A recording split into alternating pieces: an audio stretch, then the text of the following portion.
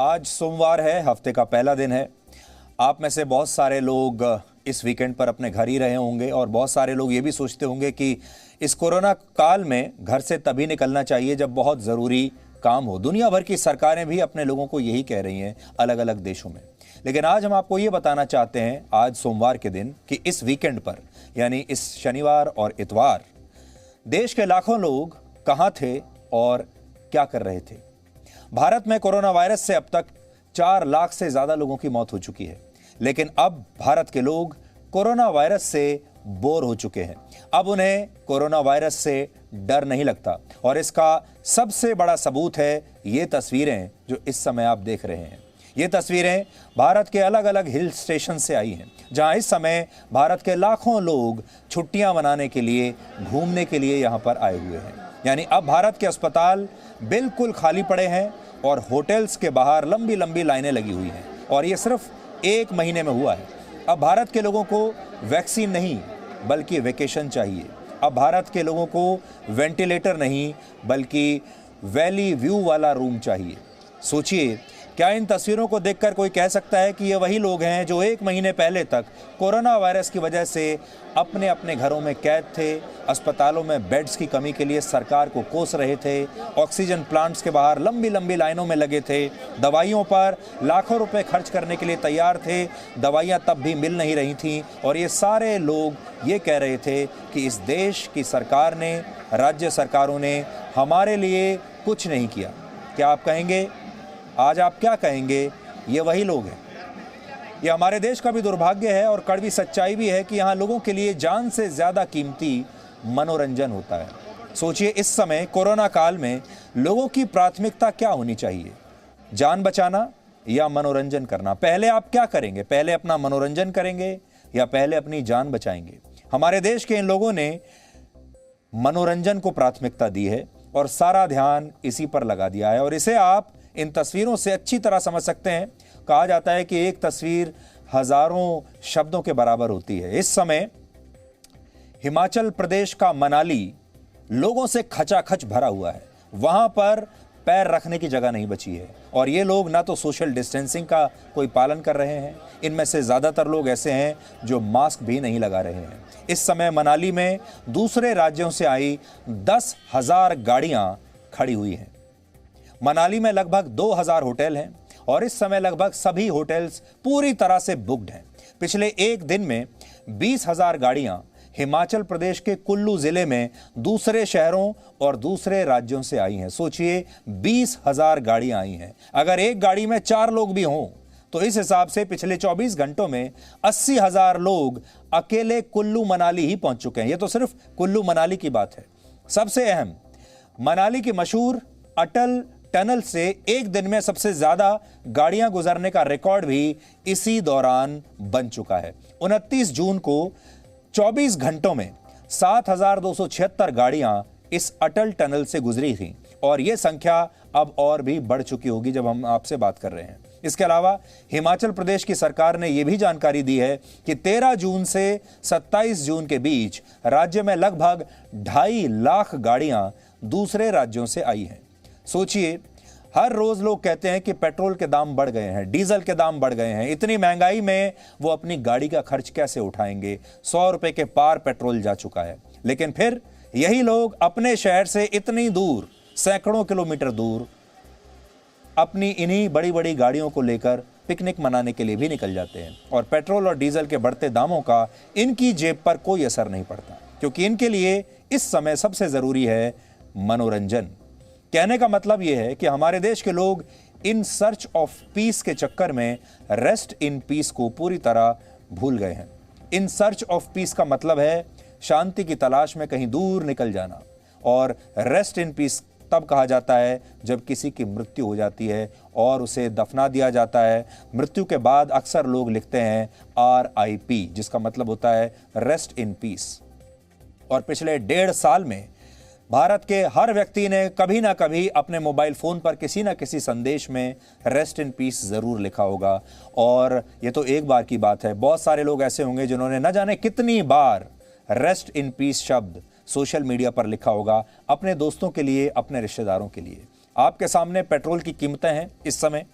जिससे भारत के लोग, अखबारों में हम पढ़ते हैं, बहुत नाराज़ हैं कि पेट्रोल की कीमतें इतनी बढ़ गई हैं। दिल्ली, कोलकाता और मुंबई की कीमतें, आपको मुंबई में तो 100 रुपये के पार जा चुका है पेट्रोल। लेकिन अगर आप हिल स्टेशंस पर जाएं इस समय, अगर आप हिमाचल प्रदेश में जाएंगे, शिमला जाएंगे, कुल्लू मनाली जाएंगे, किसी और हिल स्टेशन पर जाएंगे, तो वहां इस समय आपको हजारों गाड़ियां मिलेंगी। 13 जून की ये तस्वीरें भी इसका सबसे बड़ा सबूत है। ये तस्वीरें हिमाचल प्रदेश के कसौली के पास से ली गई हैं, जहां कुछ दिन पहले एक बहुत लंबा ट्रैफिक जैम देखने को मिला था और लोग जैसे ही लॉकडाउन खुला, अचानक से इतनी बड़ी संख्या में वेकेशन मनाने के लिए हिल स्टेशंस पर जाने लगे। ये तस्वीरें आप देख सकते हैं, ये हिमाचल प्रदेश से, चंडीगढ़ से जो सड़क जाती है शिमला की ओर, कसौली रास्ते में पड़ता है, वहाँ से ये तस्वीरें ली गई हैं। अब आप अंदाज़ा लगा सकते हैं कि पूरा उत्तर भारत इस समय क्या कर रहा है, कहाँ जा रहा है। डॉक्टर्स भी यही कह रहे हैं, सरकारें भी यही कह रही हैं, और हमारी ही नहीं, दुनिया भर की सरकारें हर देश में अपने लोगों से ये कह रही हैं कि अभी भी कोरोना वायरस गया नहीं है। अभी सिर्फ दूसरी वेव जो है, सेकेंड वेव, वो अभी ऐसा लगता है कि ख़त्म हुई है। तीसरी वेव इंतज़ार कर रही है। और अभी भी दुनिया भर के डॉक्टर्स कहते हैं कि मास्क लगा कर रखिए, सोशल डिस्टेंसिंग बरकरार रखिए, और बहुत ज़रूरी काम होने पर ही आपको अपने घर से बाहर निकलना चाहिए। आप चाहें तो हमारे देश के इन लोगों का चरित्र कुछ और बातों से भी समझ सकते हैं। 1 महीने पहले, सिर्फ 30 दिन पहले की आपको बात बता रहा हूं, 1 महीना पहले तक जहां लोग दवाइयां और ऑक्सीजन ढूंढ रहे थे, रेमडेसिविर के इंजेक्शंस ढूंढ रहे थे, वहीं अब वही लोग मनाली, शिमला, देहरादून, मसूरी, ऋषिकेश जैसी जगहों पर ये लोग अब होटल्स ढूंढ रहे हैं, होटल्स में रूम ढूंढ रहे हैं। 1 महीना पहले तक जहां अस्पतालों में बेड्स के लिए भागदौड़ कर रहे थे, वहीं अब होटल के रूम्स में बेड्स के लिए लाइन लगाकर खड़े हुए हैं। अब इन्हें वेंटिलेटर वाला बेड नहीं चाहिए, अब इन्हें वेंटिलेटर वाला हॉस्पिटल का कमरा नहीं चाहिए, अब इन्हें वैली व्यू वाला होटल का रूम चाहिए। 1 महीने पहले तक जहां एम्बुलेंस का ज्यादा किराया देने पर लोग इतने नाराज हो रहे थे, अब उससे दुगना किराया देकर टैक्सी लेकर मनाली और शिमला पहुंच रहे हैं, उससे दुगना किराया देकर रूम्स बुक कर रहे हैं। 1 महीने पहले तक जहां सरकार से वैक्सीन मांग रहे थे कि वैक्सीन खत्म हो गई, हमें तो आज ही वैक्सीन चाहिए, हमें अभी वैक्सीन चाहिए, अब वही लोग वैक्सीन छोड़ छोड़कर वेकेशन पर निकल गए हैं। अब इन लोगों को हॉस्पिटल में वेंटिलेटर वाला रूम नहीं, होटल में वैली व्यू वाला रूम चाहिए। और ये भारत के वही लोग हैं जो 1 महीने पहले तक ये कह रहे थे कि वो और उनके बच्चे परीक्षाएं नहीं देना चाहते, दफ्तर की बजाय वर्क फ्रॉम होम करना चाहते हैं। इनमें से भी बहुत सारे लोग ऐसे हैं जो आज भी अपने दफ्तर नहीं जा रहे होंगे, वर्क फ्रॉम होम कर रहे होंगे। दफ्तर जाने में जान को खतरा है, लेकिन वेकेशन पर जाने में नहीं। इन लोगों की वजह से आपको याद होगा 10वीं कक्षा की बोर्ड की परीक्षाएं रद्द हुई। हम ये नहीं कह रहे कि वो फैसला गलत था, उस समय यही स्थिति थी, बच्चों को बाहर नहीं निकलना चाहिए था। फिर 12वीं कक्षा की बोर्ड की परीक्षाएं भी रद्द हुई। सभी राज्यों में बाकी कक्षाओं की परीक्षाएं भी रद्द कर दी गई। मेडिकल के छात्रों की मांग पर नीट की परीक्षाएं भी स्थगित कर दी गई। इंजीनियरिंग के छात्रों की मांग पर भी उनकी एंट्रेंस एग्जाम्स जो हैं वो स्थगित कर दिए गए। यूजीसी का नेशनल एलिजिबिलिटी टेस्ट कुछ महीनों के लिए टाल दिया गया और छात्रों की ही मांग पर यूपीएससी का ईपीएफओ एग्जाम भी टालना पड़ा। यूपीएससी परीक्षाओं के लिए इस साल होने वाले इंटरव्यूज भी स्थगित कर दिए गए और कई यूनिवर्सिटीज में एंट्रेंस एग्जाम्स को भी छात्रों की मांग और कोरोना की वजह से स्थगित कर दिया गया। और आपको याद होगा, मुझे तो बहुत अच्छी तरीके से याद है, इस देश में लाखों लोगों ने हमें लिखा था कि उन्हें नीट की परीक्षा नहीं देनी, किसी भी तरह से ये परीक्षाएं नहीं होनी चाहिए, कोई परीक्षा इस समय नहीं होनी चाहिए, ऐसा लोग हमें लिख रहे थे। बड़े बड़े कैंपेन्स चलाए गए। लेकिन अब वही लोग जो परीक्षाएं नहीं देना चाहते, जो दफ्तरों में काम करने नहीं जाना चाहते, वर्क फ्रॉम होम करना चाहते हैं, अब सब लाखों की संख्या में वीकेंड्स पर, हिल स्टेशंस पर वेकेशन के लिए निकल गए हैं। कई बड़ी कंपनियों में कर्मचारियों ने कोरोना की वजह से दफ्तर आकर काम करने से इनकार कर दिया। हमारे ही देश में नहीं, दुनिया भर में ऐसा हो रहा है कि लॉकडाउन खुलने के बाद भी लोग कह रहे हैं कि अब हम दफ्तर नहीं आएंगे, हम तो वर्क फ्रॉम होम ही करेंगे। हमारे देश में भी अब बड़ी संख्या में लोग वर्क फ्रॉम होम की मांग कर रहे हैं। यानी ये सब कुछ उस देश में हुआ जहां आज लोग इस तरह से वेकेशन मना रहे हैं। और ऐसा नहीं है कि हमारे देश में ये सब कुछ पहली बार हो रहा है। हमारे देश का चरित्र आप समझने की कोशिश कीजिए। हमारे देश में ज्यादातर लोग यही सोचते हैं कि प्राण जाए पर मनोरंजन ना जाए। हमारे देश का इतिहास ऐसे उदाहरणों से भरा पड़ा है। 3 पॉइंट्स में आपको समझाते हैं। वर्ष 1975 के इमरजेंसी काल में, जब भारत में आपातकाल लगा हुआ था, भारत में संवैधानिक संकट चरम पर था, लोगों के मौलिक अधिकार और लोकतंत्र का दमन हो रहा था, तब हमारे ही देश के बहुत सारे लोग सिनेमा हॉल्स पर भीड़ लगाकर शोले फिल्म देख रहे थे। उस समय शोले फिल्म 286 हफ्तों तक सिनेमा हॉल्स पर चलती रही थी, जो उस जमाने का रिकॉर्ड था। यानी देश इमरजेंसी से संघर्ष कर रहा था, हमारे देश के लोग फिल्में देखकर अपना मनोरंजन कर रहे थे। वर्ष 1999 में जब भारत ने कारगिल में पाकिस्तान के खिलाफ युद्ध लड़ा, 500 से ज्यादा सैनिक हमारे शहीद हुए, उस वर्ष भी हमारे देश ने मनोरंजन एक दिन के लिए भी नहीं छोड़ा। तब एक साल में बॉक्स ऑफिस पर 144 करोड़ 66 लाख फिल्मों की टिकटें बिकी थी, जिनमें से फिल्म इंडस्ट्री को 57,000 करोड़ रुपए मिले।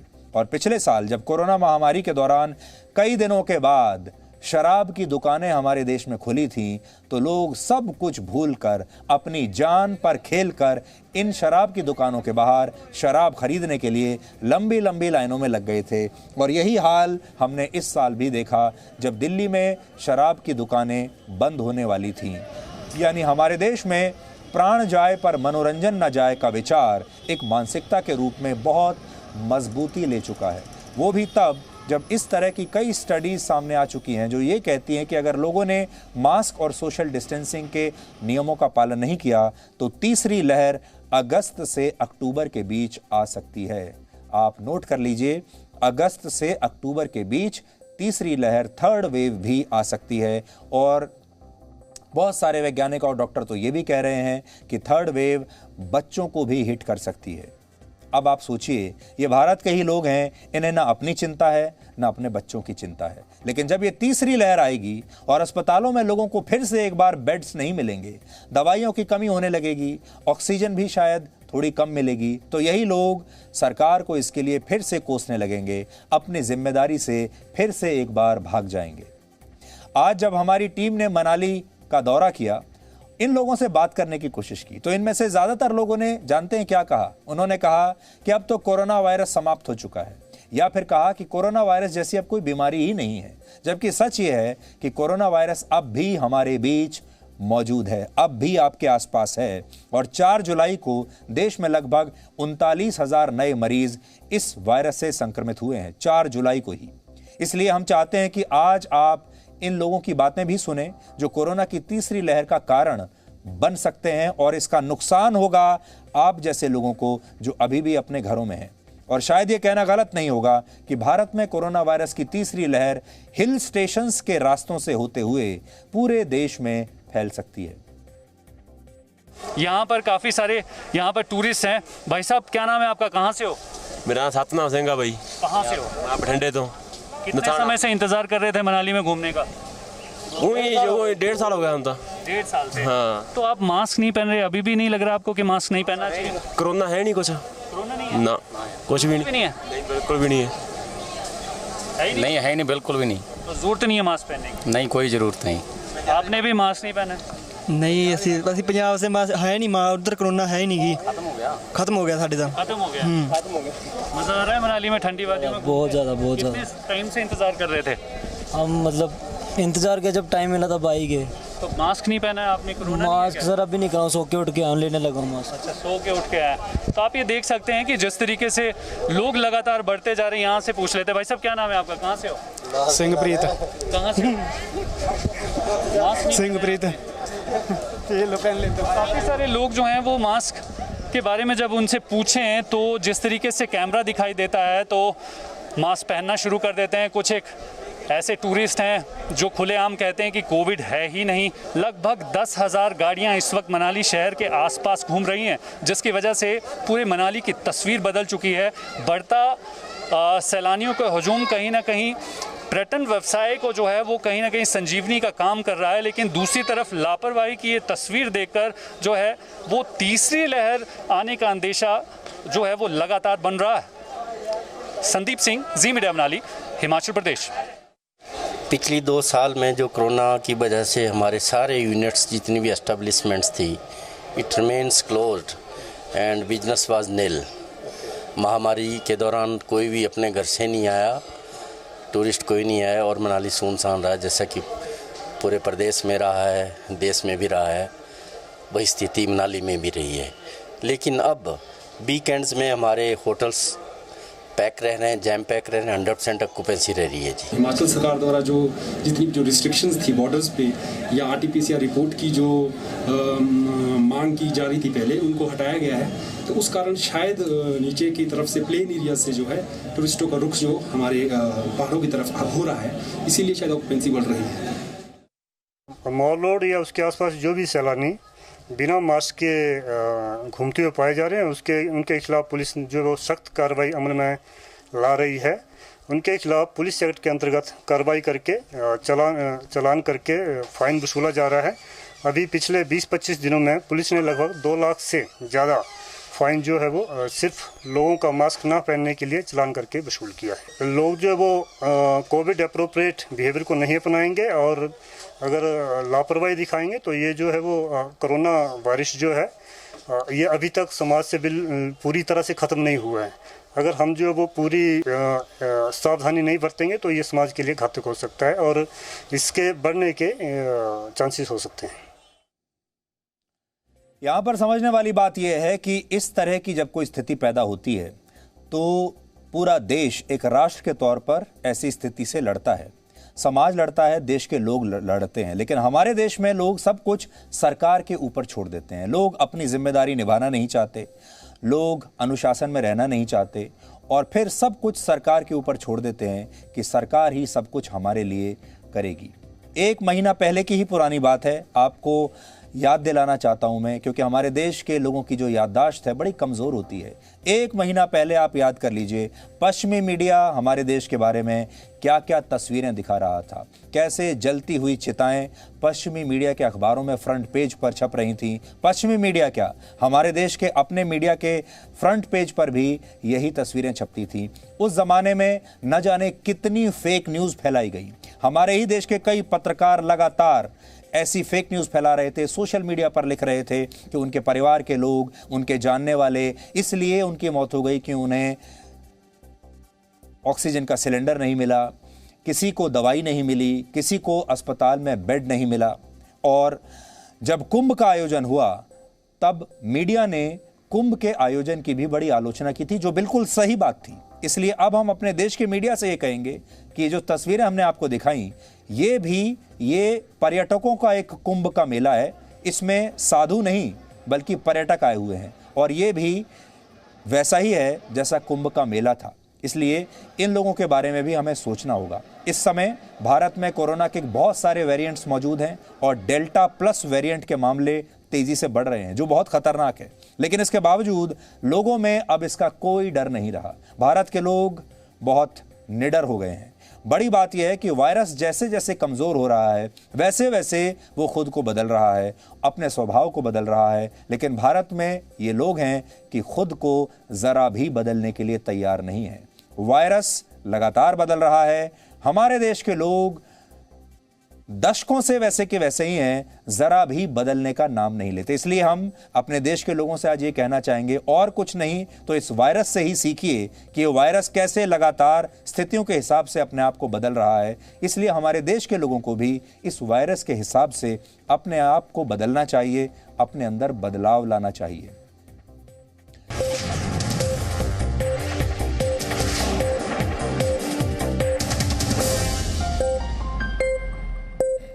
Presenting V News app, available on Google Play and App Store. Download it now.